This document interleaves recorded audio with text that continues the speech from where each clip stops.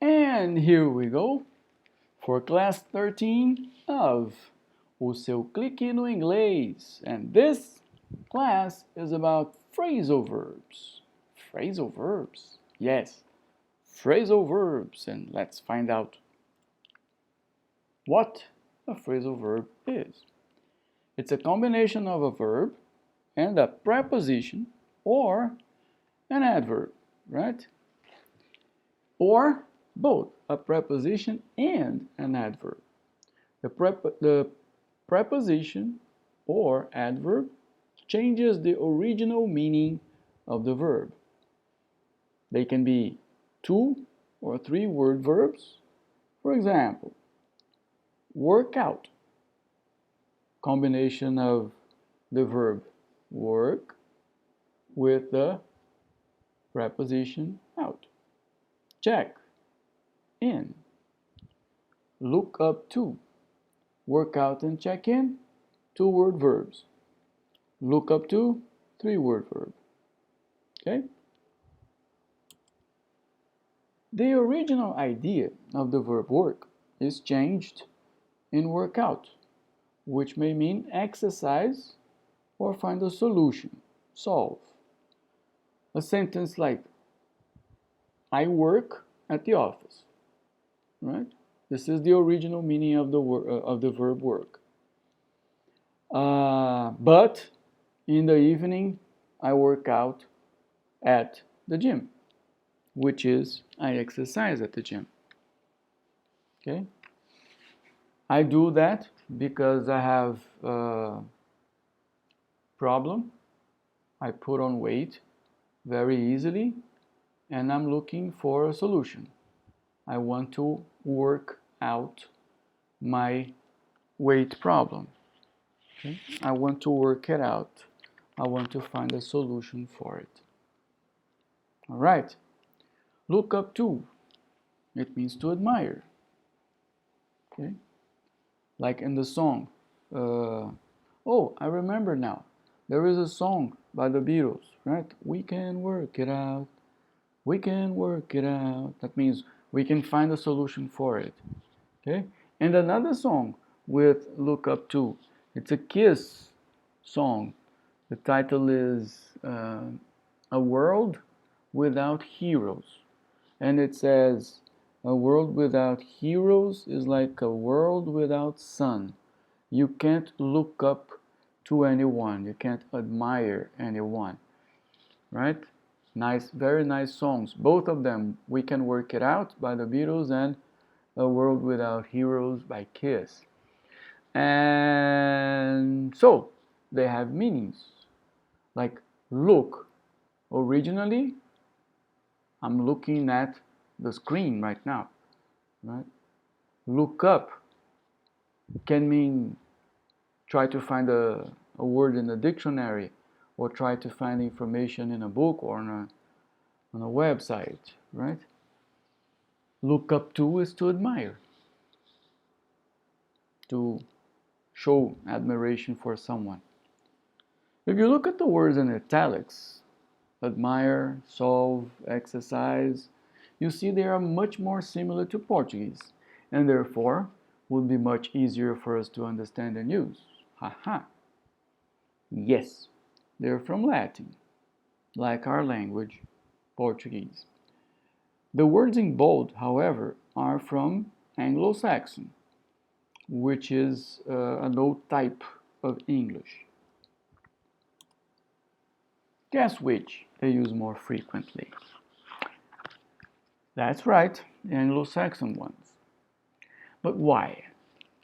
Think about the map of Europe and focus on France and England. And on the coast of France, the north of France, there is a place called Normandy. Okay, this area in the north of France was the home of the Normans. A long, long time ago, they started expanding their territory. and they crossed the channel and invaded England, the British Isles. And they forced the population there to use their language, Normand, that was from Latin. Okay? But when they dominated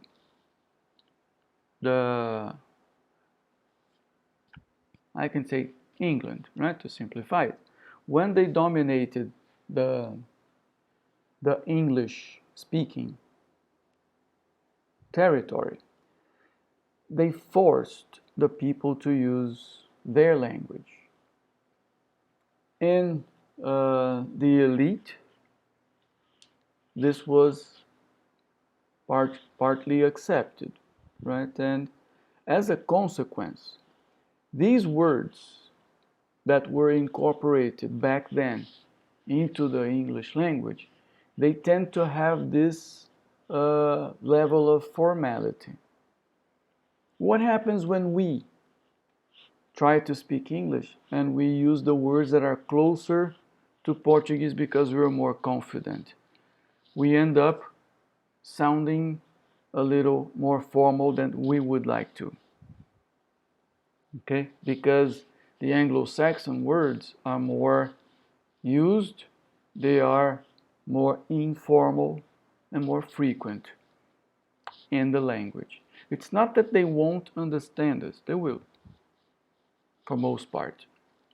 But we will have this, we will sound a little more formal than we'd like to. But phrasal verbs, they make no sense to us. That's what a lot of students say. Yes, some of them are not similar at all to Portuguese. However, there is always a way for us to start making them part of our repertoire. After all, the more we know them, the more we understand the gringos. And the more we use them, the more they understand. The more they understand us. Does it sound good? Or sounds good? I guess so, right? But do I have to memorize all of them, Tamer? Of course not. It's virtually impossible. Okay? And then, how do I learn? Study them in chunks. What is a chunk? A group, a little group. A group of phrasal verbs. Right? Find a way to study them in groups. Some books divide phrasal verbs based on the verb, the principal verb.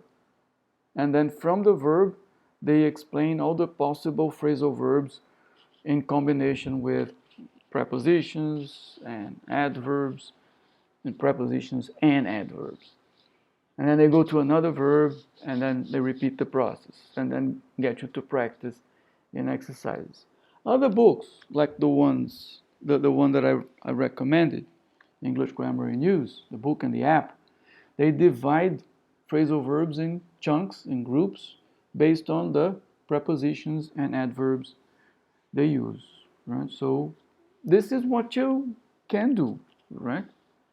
Do exercise, and they'll gradually start entering your repertoire as well. But is it possible to know all of them? No, it's not. Not all of them. Okay? If I were you, thinking about that expectation chart I mentioned at the beginning of this course, you have to lower your expectations related to this and related to the next topic that we will see, the next class, which is prepositions. They are very cultural grammar structures that will take time for you to incorporate them into your language, right, into your English. But I'm sure that the more you see them, the more you hear them, they will eventually become part of your English as well. Okay? And of course, this is part of your click. This is part of your being more confident about your language. Okay? So this is the end of this phrasal verbs class. Hit the books, get some practice, and I'll see you in class 14 about prepositions. Okay, bye-bye.